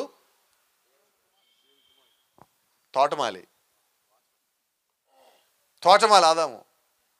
ఆదాములకి ఆ తోటది, అక్కడ పనోడు. మీరు గమనించారు లేదో, రెండో ఆదాము భూమి మీదకి వచ్చినప్పుడు, సమాధిలోంచి రెండో ఆదాము బయటకు వచ్చినప్పుడు అక్కడ ఒక స్త్రీ ఉన్నది. ఆమెను చూసి తోటమాలు అనుకొని, అయ్యా మా యేసు ప్రభు ఉన్నాడు కదా, ఆయన సమాధిలో పెట్టారు, ఎక్కడ పెట్టారు అని చెప్తావు కొద్దిగా అంటుంది. ఏమనుకుంది ఆయన చూసి? ఏదైనా తోటలో ఆయన ఎవరు? మొదటి ఆదాము. ఈయనెవరు? ఈయన ఏమనుకున్నది? ఎలాగున్నాడు యేసుక్రీస్తు. ఈరోజు మనం ఎలాగ ఉంటున్నాం? ఎవరిది సంఘం? గట్టిగా చెప్పలేదండి. సంఘం ఎవరిది? నాకు సంఘం లేదు ఎక్కడ, నేను ధైర్యంగా చెప్పగలను. సంఘం ఎవరిది అంటే దేవుడిది. మరి నీవెవడివి? ఆ దేవుని సంఘానికి ఒక పనివాడిని. నిజమైన దేవుని సంఘం ఒక్కటే ఉంది భూమి మీద. ఒక్కటే సంఘానికి అనేక చోట్ల పనివాళ్ళు ఉన్నారు. హల్లెలూయా, ప్రైజ్ ది లార్డ్. అంటే ఈరోజు దేవుని యొక్క సేవకులు అంటే అర్థం ఏంటంటే దేవుని యొక్క నిజమైన సంఘానికి పనివారై ఉన్నారు. హల్లెలూయా. ఇప్పుడు ఎవరు నిజమైన పనివారు అంటే దేవుడి ద్వారా పిలవబడ్డోళ్ళు. దేవుడి ద్వారా పిలువబడ్డోళ్ళు దేవుడి యొక్క పని వాళ్ళై ఉన్నారు. ఇప్పుడు దేవుడు ఎవరికి తోడుగా ఉంటాడు? మోషే దేవుడి దగ్గరికి పోయి ప్రభువా నాకు పరిచర్య అన్నాడా? ప్రభువా నాకు సంఘమి అన్నాడా? నన్ను పాస్టర్ చేయి అన్నాడా? అనలేదండి. దేవుడే వచ్చి మోషే నీకు సంఘం ఇస్తా, నీకు పరిచర్య ఇస్తా, నేను నీతో పాటు ఉంటా, అద్భుతాలు చేస్తా, ఆశ్చర్యకారాలు చేస్తా, నువ్వు నాతో పాటు వచ్చి నిలబడతావని అడిగాడు. దేవుడి ద్వారా పిలువబడ్డాడు. పిలువబట్టమంటే ఇది. ఈరోజు ఆశ్చర్యం ఏంటంటే పాస్టర్ గారు దేవుడు పిలిచాడండి. వస్తారు సేవకుడు దేవుడు ఆయన ఎక్కడో గుర్తు రావట్లేదు. ఒక ఆయన దగ్గరికి పోయాను. పాస్టర్ గారు పరిచయం చేసుకుంటున్నాడు. నేను పరిచయంలో ఫస్ట్ మాట అడుగుతాను, అయ్యా దేవుడు నిన్ను ఎలా పిలిచాడు? అక్కడే తెలిసిపోదు పిలిచాడు లేదో. నిజంగా పిలిస్తే మనం మాట్లాడచ్చు, లేదంటే మనం పక్కకి వెళ్ళిపోవచ్చు. ఎందుకు పని వేస్ట్ కాకుండా ఉంటుంది, టైం వేస్ట్ కాకుండా ఉంటుంది. అడిగి దేవుడు నన్ను పిలిచాడండి. సంతోషం సహోదర, ఎలా పిలిచాడు? ఎట్లా పిలిచాడో గుర్తులేదు పాస్టర్ గారు, చాలా కాలం అయింది. ఏంటది? చాలా కాలమైంది పాస్టర్ గారు, ఆయన పిలిచి నాకు ఎట్ట పిలిచాడో గుర్తులేదా? ఇంకో పాస్టర్ గారు రాజు అని ఒక సహోదరుడు మేము ఉండే ఊర్లోనే ఉంటాడు. డిసెంబర్ 25 యేసుక్రీస్తు పుట్టాడని వాదిచ్చాడు నాతో. సోదర పుట్టలేదు, నేను బైబిలే చదువున్నాను. ఒక 40 రోజుల పాటు మాకు గొడవ జరుగుతూ ఉంది. ఫోన్లో ఎదురు రాటల్లా. ఒకరోజు అనుకోకుండా ఎదురుగా వచ్చాడు, వాదిస్తా ఉన్నాడు. నువ్వు అన్నాక మళ్ళా చదివా బైబిల్ 2-3 సార్లు చదివాను, నాకు కనబడలా, నాకు ఎక్కడో చూపిస్తా, నేను కూడా నమ్ముతాను, నేను కూడా చేస్తానని అడిగా. అతను ఏమన్నాడంటే, ఏమనుకో మాకు బ్రదర్, నేను బైబిల్ పూర్తిగా చదవలేదు అన్నాడు.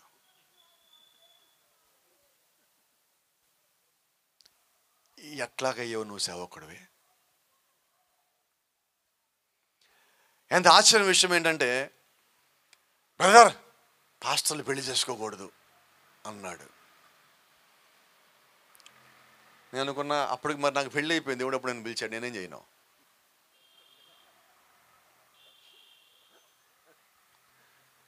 సరే కొద్ది కాలం అయినది.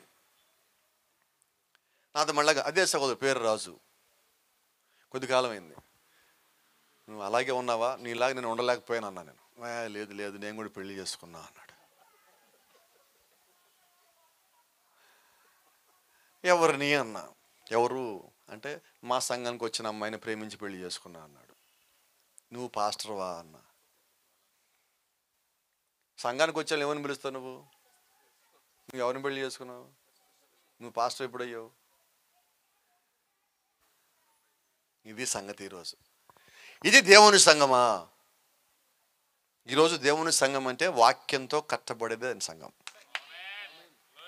వాక్యానుసారంగా జీవించేవాడే సేవకుడు. సేవకుడు అంటే నాకు తెలిసిన ఒక్క మాట ఉన్నది, మందకి మాదిరి. ఒకసారి ఒక పాస్టర్ గారు చెప్పిన మాట నాకు గుర్తున్నది. ఒక సేవకుడు మంచులో నడుస్తూ ఉన్నాడు, గొర్రెల కాపరి నడుచుకుంటూ పోతూ ఉన్నాడు. వెనకాల గొర్రెలు వస్తాయి, వెనకెదిరి చూడటల్లా.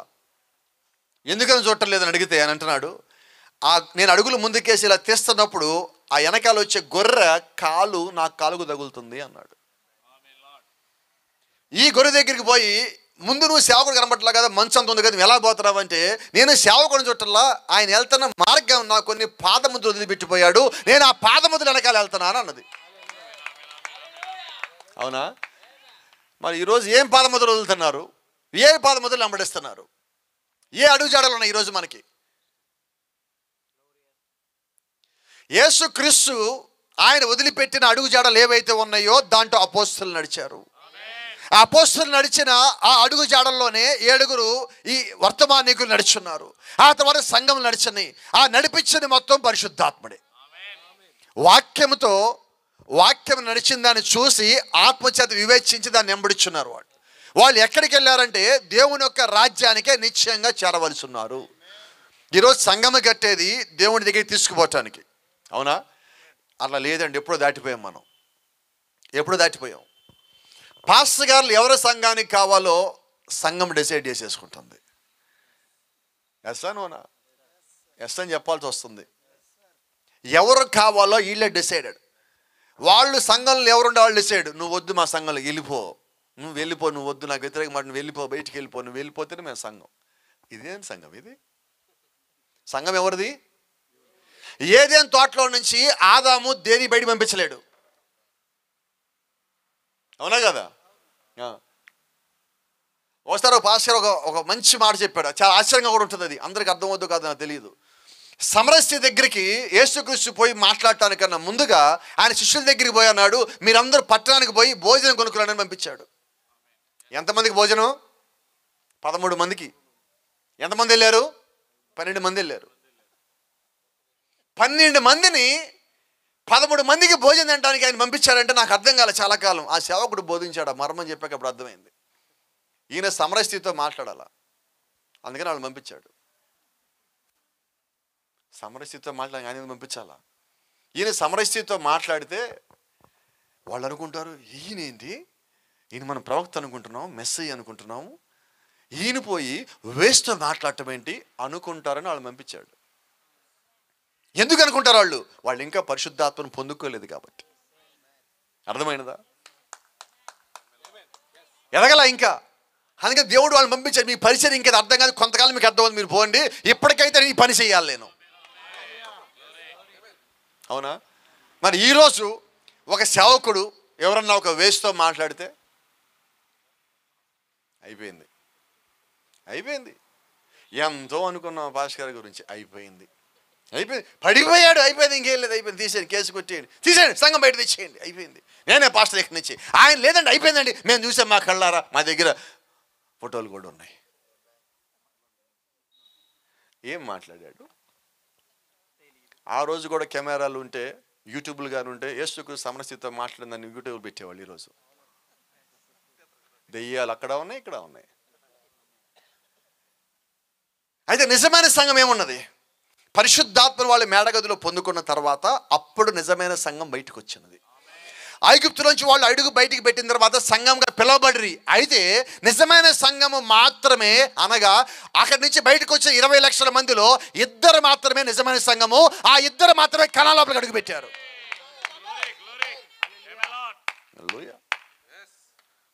యేసుక్రీస్తు ఒక ప్రసంగం చేసినప్పుడు అక్కడ రొట్టెలు ఇచ్చినప్పుడు ఎంతమంది ఉన్నారు? 5,000 మంది తిన్నాక ఎన్ని గంపలు ఎత్తారు? మరి పరిశుద్ధాత్మ ఎంతమంది పనుకున్నారు? భోజనం ఎంతమంది తిన్నారు? పరిశుద్ధాత్మ ఎంతమంది పనుకున్నారు? ఐగుప్తు నుంచి ఎంతమంది బయటకు వచ్చారు? కనాన్ ఎంతమంది వెళ్ళారు? ఇది లెక్క. ఇప్పుడు సంఘాలకు ఎంతమంది వెళ్తున్నారు?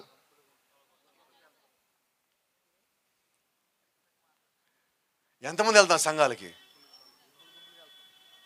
గుంటూరు దగ్గర కాకాని తోట అని ఒకటి ఉన్న చర్చ్. వాళ్ళు ఆదివారం చర్చి పెట్టరు, పాపం సోమవారం పెడతారు. 1,00,000 మంది పైన వస్తారు అక్కడికి. విన్నారు ఎప్పుడు నా పేరు మీరు? ఈయనేమంటారు, ఎక్కడి నుంచి కూడా వస్తూ ఉంటారు. వాళ్ళలో ఎక్కడికి వచ్చే వాళ్ళకి ఒక్కడు కూడా పరలోకం అనే పదం కూడా తెలియదు వాళ్ళకి. ఎందుకు వచ్చావు? 7 వారాలు ఇక్కడికి రావాలి మేము. మట్టి లేదు పాపం, ఇప్పుడు మొత్తం రాళ్ళు వేసేసారు, వీళ్ళు మట్టి తీసుకుపోతారని మొత్తం రాళ్ళు వేసి సిమెంట్ చేసేసారు. అక్కడ కాపలా పెట్టారు. నా స్నేహితుడు ఉంటాడు, నాగరాజు అని అక్కడ ఉంటాడు, మా క్లాస్మేట్. అంతకుముందు వేసారు దేవదాసయ్య గారు సమాధి అక్కడ ఉంటే పక్కన మట్టి తీసుకొని తినేసేవాళ్ళు వీళ్ళు. నెరవేర్పండి, తప్పు అనుకోవద్దు, వాక్యం ఒక నెరవేర్పు. ఆదికాండం 3:15 ఉన్నది.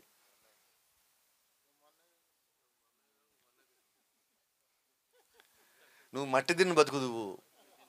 ఏం తినాలి? మట్టి, పాము తినాలా? యోహాన్ చెప్పలేదా? సర్పసంతానమా అన్నాడు. మా సర్పసంతానం ఉందా లేదా? వాళ్ళు ఏం తినాలా? మట్టి తినాలా. ఆ మట్టి అక్కడికి వచ్చి తింటున్నారు. గమనించేది ఏంటంటే వాళ్ళకి ఒక్కరికి పదం తెలియదు. ఈరోజు కూడా కొప్పడు మాకండి, చాలా సంఘాలు మనం పోతున్నాం, పరలోకం ఉందని పదవి మనకు తెలియదు. అసలు దేవుడు సంఘం కట్టించింది దేనికి? అది ఇప్పుడు సంఘంలో ఏం బోధ? దేవుడు మా సంఘానికి వచ్చాక నిన్ను దీవించాడు, మా సంఘానికి వచ్చాక నిన్ను ఆశీర్వదించాడు, ఇంటి మీద ఇల్లు కట్టావు, నువ్వు కొత్త కారు కొన్నావు, కొత్త చీర కొన్నావు, కొత్త నగలు కొన్నావు, దేవుడు నిన్ను దీవించాడు. పో. నేనంటే దీవించలే దేవుడు నిన్ను. ఇంకా ఇక్కడి దీవెనలు తాత్కాలిక, టెంపరీ, అక్కడిది శాశ్వతం. నిజమైన దీవెన ఏంటో తెలుసా? ఇక్కడికున్న నీకున్న అన్నిటిని వదిలించేసి పరలోక వైపు నడిపించేవాడు నిజమైన సేవకుడు. పరలోకం తీసుకుపోయేది నిజమైన బోధ, అదే అపోస్తలుల బోధ, అదే దేవుడు మనకిచ్చింది. దేవుడు సంఘం కట్టింది ఆయన యొక్క బిడ్డలని లోకంలోంచి బయటికి పిలిచి వాక్యం ఇచ్చి పరిశుద్ధాత్మ నింపి ఆయన వచ్చినప్పుడు వాళ్ళు సిద్ధపరిచిన వాళ్ళని పైకి తీసుకొని పోవటానికే దేవుడు సంఘాన్ని కడతా ఉన్నాడు. దేవుడు సంఘం కట్టడానికి ఒక ఉద్దేశం ఉన్నది. There is a purpose to build church on this earth for God. There is a purpose for calling everybody on this earth. ఈ భూమి మీద దేవుడు ఆయన దగ్గరికి ఒక్కొక్కరిని పిలవటానికి ఒక ఉద్దేశం ఉన్నది. ఆమేన్. మిగతా ప్రపంచం నుండి మనం వేరైనప్పుడు అప్పుడు మనము సంఘం అవుతాము. ఎప్పుడవుతాం సార్ మన సంఘం? ఈరోజు మనం ప్రపంచం నుంచి వేరవటల్లా. ఆశ్చర్యకరంగా మనం ఏం చేస్తున్నామంటే చర్చికి వచ్చేటప్పుడు వేరవుతాం అన్నిటి నుంచి. సినిమాకి వెళ్దామా? ఆదివారం చర్చ్ ఉంటుంది, రాను, చర్చ్ అయ్యాక వస్తా. ఇదేంటిది?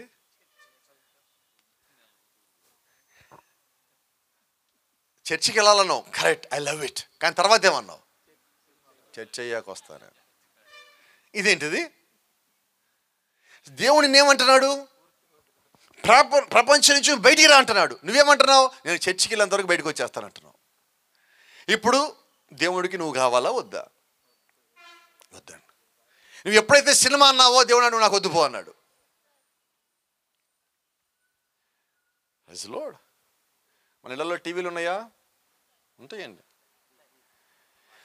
టీవీ ఎక్కువసేపు ఆన్ చేస్తుంటుందా? మన ఇంట్లో బైబిల్ ఎక్కువసేపు తెరిచి ఉంటుందా? ఏం భాస్కర్ ఏం మాట్లాడుతున్నారు? బైబిల్ ఇంటో ఉంది, దానికి నెల నెల బిల్లు కడతామా? కట్టం. కానీ టీవీకి కాబట్టి ఏం చేయాలా? కట్టినప్పుడు ఏదైనా వాడాలి. పాస్టర్ గారు బిల్లు కడతాం కాబట్టి ఏం చేయాలా? వాడాలి. కొద్దిమంది హోటల్కి పోతారు, అక్కడ తిన్నంత బిర్యానీ అని ఉంటుంది, 300 రూపాయలు అంటాడు. వీడికి ఆయాసం వస్తుంటుంది. అప్పటికి 3 ప్లేట్లు అయిపోయినాయి, కానీ వాడికి 300 కట్టాం. కానీ ఏం చేస్తాడు? 300 కట్టాం, అమ్మా కొద్దిగా పెట్టు, మొక్కయ్యి, తీసుకొచ్చి కూర్చుంటాడు. ఎందుకు అంత కష్టం, ఎందుకు అంత ఇబ్బంది, ఎందుకు అంత బాధ, ఎందుకు అంటే అమ్మ 300 కట్టాం వాడికి. బైబిల్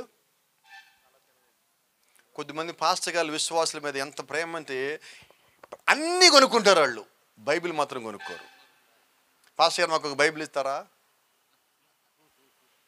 ఏంటి బైబిల్ చదవరా మీరు ఇళ్ళ దగ్గర? పాస్టర్ గారు మా దగ్గర బైబిల్ లేదు, మీరు ఇస్తే చదువుతాం. పాస్టర్ గారు కూడా ఏం చేస్తారంటే ఆయన కూడా పాస్టర్ గారు ఉంటే బైబిల్ ఇవ్వండి మీరు కొద్దిమంది ఇస్తూ ఉంటారు. ఈయన తీసుకెళ్ళి బైబిల్ ఇస్తారు. అవునా? ఈ బైబిల్ ఇంట్లోనే ఉన్నది, చదివామా? చదవండి. ఎప్పుడు చదువుతామని చెప్పనా? ఒక సమస్య వచ్చింది, నీకు బాధ వచ్చింది, ఇంట్లో వాళ్ళకి రోగం వచ్చింది, వ్యాధి వచ్చింది, ఆర్థికంగా ఇబ్బంది వచ్చింది, గందరగోళం పరిస్థితి వచ్చింది, నిర్ణయాలు తీసుకోలేకపోతున్నావు. ఇప్పుడు ఇంట్లో ఎవడన్నా టీవీ పెడితే నువ్వే టీవీ ఆపుతావు. నువ్వేమంటావు తెలుసా? ఇప్పుడు ఎంతసేపు టీవీ అయినా ప్రార్థన చేయవా నువ్వు? ఎక్కడి నుంచి వచ్చింది ఇప్పుడు భక్తి? నీకు వచ్చిన సమస్యలోంచి, బాధలోంచి భక్తి బెన్యామీ గిన్నెలాగా పొంగి పొర్లి పారింది. ఎప్పుడు? కానీ దేవుడు నిజంగా ఎంత గొప్ప దేవుడు అంటే ఆయనకి ఎంత జ్ఞానం, అది ఏంటో మనం లెక్కేలేం, కొలతలేం కదా. మనం ఎప్పుడు బైబిల్ తెరుస్తామో దేవుడికి తెలుసండి. ఆశ్చర్యం ఏంటంటే ఎలా తెరిపించాలో ఆయనకు తెలుసు. అవునా కదా? ఇంటూ ఎవ్వరు లేరు, మనకి ఖాళీ ఉన్న సమయము బైబిల్ తెరవాలనిపించట్లా, మొబైల్ తిప్పుతా ఉన్నాం ఇట్టగా. ఇంట్లో వైఫై కూడా ఉంది, కరెంటు పోయింది. అప్పుడు దాకా మనము యూట్యూబ్లో ఫ్రీగా వచ్చింది కదా అని ఒక దెయ్యం సినిమా చూస్తున్నాం.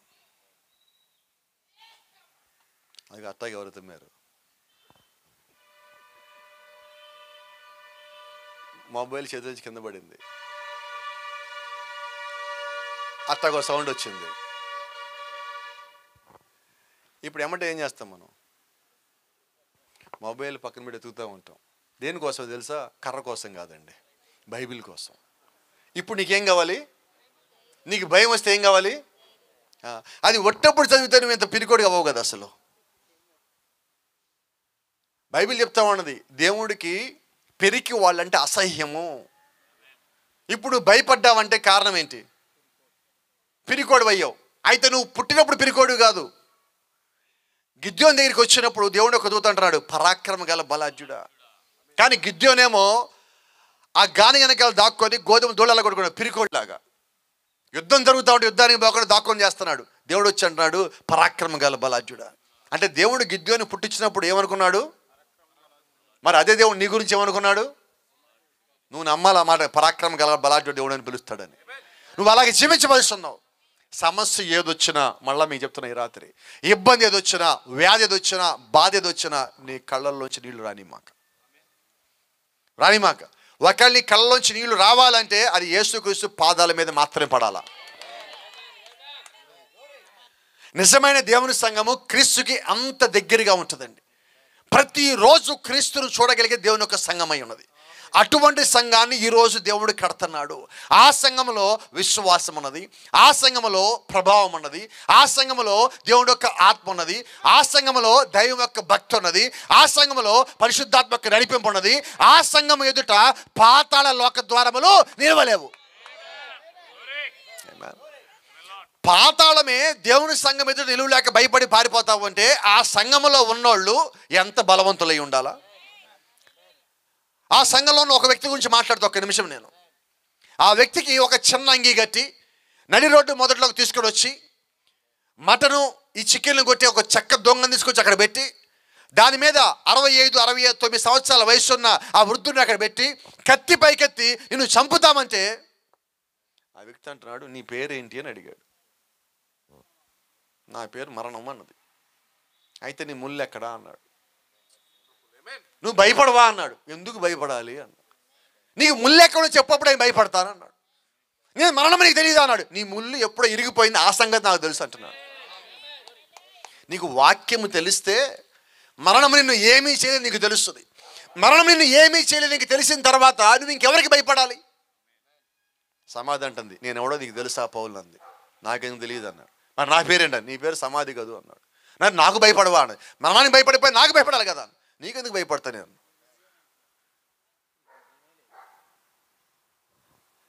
నీ లోపల ఒక ఆయన పెట్టావు కదా, ఆయన పేరు యేసుక్రీస్తే కదా. ఆయన ఎక్కడున్నాడు చూపించి లోపల. ఇప్పుడు ఆయన ఎప్పుడు వెళ్ళిపోయాడుగా. నేను ఆయనలో ఉన్నా. నన్ను ఏం చేస్తావు చెప్పి. ఇప్పుడు నువ్వు ఆయన మీద నీకు విజయం లేదు. ఆయన మీద విజయం లేదంటే జీవించేది నేను కాదు, క్రీస్తే నాలో జీవిస్తున్నాడు. కాబట్టి నా మీద నీకు విజయం లేదు. పో, చెప్పగలవా ఈ రాత్రి? ఈ రాత్రి ధైర్యం నీకు కలిగి ఉన్నావా? ఆ సంఘంలో ఒకరి పేరు అపోస్తలుడైన పౌలు, ఆ సంఘంలో ఇంకొకరి పేరు అపోస్తలుడైన పేతురు. ఈ రాత్రి నువ్వు ఆ సంఘంలో సభ్యుడు అయితే నీ ఎదుట పాతాళ లోక ద్వారములు నిలబడలేవు. లోకం ఎదుట నిలబడలేదు, ఈ అపవాది నిలబడలేదు. There is no power to stop you because the power of Christ is in you. ఏ శక్తికి నిన్ను ఆపే శక్తి లేదు. ఎందుకంటే పునరుత్థానం శక్తి, పరిశుద్ధాత్మ యొక్క శక్తి, మేడగదిలో వారు పొందుకున్న శక్తి ఈ రాత్రి నీవు కలిగి ఉన్నావు. ఆ శక్తి దేవుడు తన యొక్క సంఘంలో పెట్టి ఉన్నాడు. నిన్నెవడన్నా పడగొట్టగలడా? నిన్నెవడన్నా పడగొడదామని ఒక మాట చెప్పు, జీవించేది నేను కాదు, క్రీస్తు జీవిస్తున్నాడు. చెప్పగలవా? అలా చెప్పగలిగేవాడే క్రీస్తు యొక్క సంఘములో, ఆయన యొక్క శరీరములో సభ్యుడై ఉన్నాడు. క్రీస్తులో ఉన్న వారికి, క్రీస్తు యేసునందు ఉన్న వారికి ఏ శిక్షా విధి లేదు. నీకు శిక్ష పడుద్దామని భయపడాలా? నువ్వు క్రీస్తులో ఉంటే నీకు భయం ఎందుకు? పౌలుకి భయం లేదు, పేతురుకి భయం లేదు. ఒకప్పుడు పేతురు అన్నాడు, యేసుక్రీస్తు ఎవరో నాకు తెలియదు, భయపడి పారిపోయాడు. చిన్న అమ్మాయి, 12 సంవత్సరాల అమ్మాయి మాట్లాడితే భయపడి పారిపోయిన పేతురు పరిశుద్ధాత్మ పొందుకున్న తర్వాత పేతురుని బంధించి వాళ్ళు అంటున్నారు, పేతురు నిన్ను చంపుదాం అనుకుంటున్నావు. పేతురు అన్నాడు, ఓకే, ఎలా చంపాలనుకుంటున్నారు? మీ బాస్ని ఎలా చంపామో నిన్ను అలా చంపుదాం అనుకుంటున్నారు. మా బాస్ అంటే యేసుక్రీస్తే కదా. అవును, ఆయన శిలువ మీద ఇలాగేశారు కదా, నేను అంత గొప్పవాడు కాదు, తలకిందులకి వేయండి, చంపేసుకోండి. ఏం భయం లేదా? విశ్వాసం ఉంటే భయం ఉండదు, వాక్యంలో ఉంటే భయం ఉండదు, దేవుని సంఘంలో ఉంటే నీకు భయం ఉండదు, క్రీస్తులో ఉంటే నీకు భయం ఉండదు. అటువంటి సంఘంలో దేవుడిని పెట్టున్నాడు. దేవుడిని ఇప్పుడు పెట్టలా, జగత్ పునాది కన్నా ముందుగానే దేవుడు ప్రేమ చేత మనలను క్రీస్తులో ఏర్పరచుకొనును. నీకెందుకు భయం లేదు? నాకు ఈ రోజు కాదు భయం లేకపోవటము, అప్పుడే నాకు భయం లేదు, దేవుళ్ళో ఉన్నాను కాబట్టి. కాబట్టి ఈ రాత్రి దేవుళ్ళో ఉన్నవారమా భయం లేకుండా ఉందాం. దేవుళ్ళో ఉన్నవారమా వాక్య ప్రకారంగా జీవిద్దాం. దేవుళ్ళో ఉన్నవారమా మనుషులు కాదు, వాక్యాన్ని చూద్దాం, వాక్యాన్ని నమ్ముదాం, వాక్యాన్ని వెంబడిద్దాం. పరలోకం చేరేదాకా అటు ఇటు పక్కకు తిరగకుండా, లోకాన్ని చూడకుండా, లోకాన్ని వెంబడించకుండా వాక్యం కొరకు జీవించి రోషం కలిగి జీవిద్దామండి. ఆమెను చెప్పగలమా? God bless you. దేవుడు మిమ్మల్ని దీవించును గాక. షాలోమ్.